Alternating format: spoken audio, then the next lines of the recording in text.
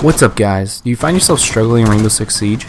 Well, I'm here to hopefully help you guys improve your game to the next level. If you want to bring your game to the next level, I have a few tips to work on, and by improving these areas, you'll be ranking up in no time. So let's jump right into it.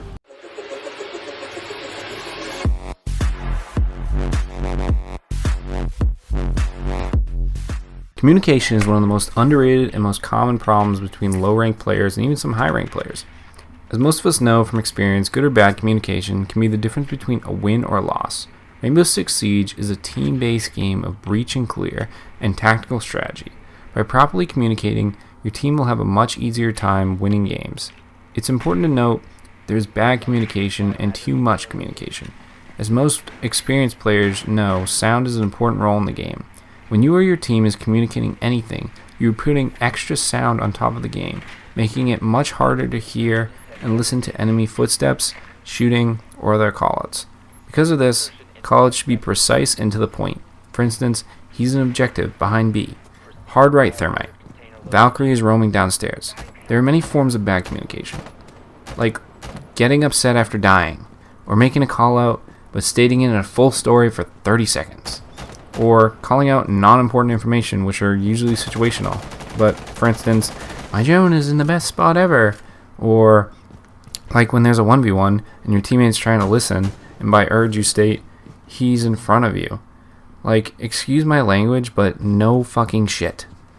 By improving your communication, you're going to have a much more enjoyable experience, both because of less pissed off teammates, as well as you'll be winning more games. One video I suggest watching, if you still aren't quite sure on how to improve this, is down in the description. It's by a former ESL player who I've matched up against and can say he knows his shit. Is by a guy named Emerged Joker. If you think you got the gist of communication, number 2 would be to work on your plain and downright skill. All high-level players understand the game mechanics of Rainbow Six Siege. It's not just a run and gun game like Call of Duty or Battlefield. Pure skill is more of an art in Rainbow Six.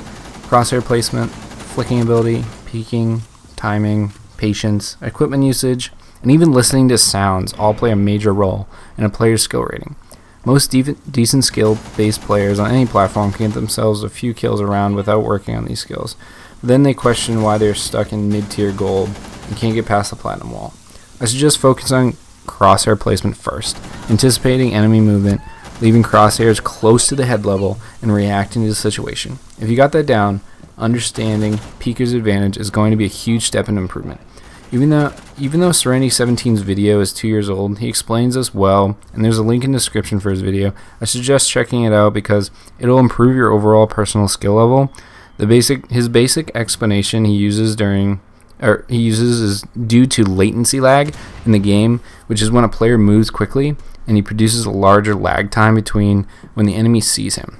If you quickly peek, this can allow you to see an enemy before they see you, and in turn kill them before they even shoot you. There are many other videos going over how to improve your peek advantage, so I suggest doing some more research. But basically, the more movement you do, like going from a crouch to standing position while peeking, can cause a greater latency lag. Number 3's area of improvement would be map knowledge. At this point, you're probably saying, map knowledge? If I can do all the other things, how do I not know the maps? What I mean by map knowledge is not just the layout of every map. That's a given for any player. If they understand the map, they're going to improve. Now, I'm talking about the little intricate things to the map, like which floors are destructible, what desks can enemies hide underneath, if an enemy is standing in X spot, what are my options of attack, where can I get spawn killed from, etc. Over time, you will learn these things, but not everything can be learned by just playing.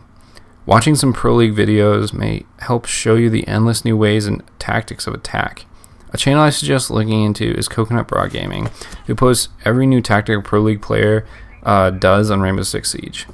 Another underrated and probably one of the most important areas of improvement a player can make is drone usage. I see a lot of people just drive right into the objective and get their drone destroyed to try to drone spot, just to get higher on the leaderboards, instead of using their drone to gather intel or even lure defenders to a specific location. Drones can be the difference between a win and loss as well. By entering a specific part of the map without droning, you leave risk to the defenders hiding or flanking behind you. I myself catch myself doing this a lot. Had I droned out or had an extra drone, I might have possibly won my team the round/game. I suggest tactically leaving your drone near an area of the map you plan on entering. When the round starts, drone the room out to make sure you are not caught off guard. You'll start to notice you get easy picks off enemies because you know exactly where they were. Strategy is the final area yourself and your team can work on when it comes to each round of the game. Before the round begins, choose your operator wisely to help your team succeed in the round. Don't pick Pulse if you don't plan on using his tracker. Don't pick any operator if you don't plan on using their ability. You're better off going a character that will provide support for your teammates. If you think an opposing team is going to do something, try to counter their strategy by choosing the right operators. Your team can have a significant advantage over an opposing team. If you're struggling, keep memory of how a team defended and attacked each round, as they're likely to do the same strategy again if it comes to overtime. This is a great way to win rounds easily, by already anticipating enemies' movement and positioning, as well as equipment uses. Lastly, it's important to note everyone has bad games and everyone makes mistakes. We're all not perfect, so when you die or when your teammate dies, evaluate the situation, take ownership, and you or your team will grow from those mistakes and build chemistry until eventually Siege becomes second nature and you realize you know exactly what to do in a situation. You know exactly what your teammate's going to do throughout the round. With all that said, I hope you guys learned some tips and improved your game. Siege is an awesome game and a lot of fun, and if you put the time and effort, you'll become a lot better. I appreciate you guys taking the time to watch my video, and hopefully this helps the community and makes it more competitive and fun. Thanks, guys.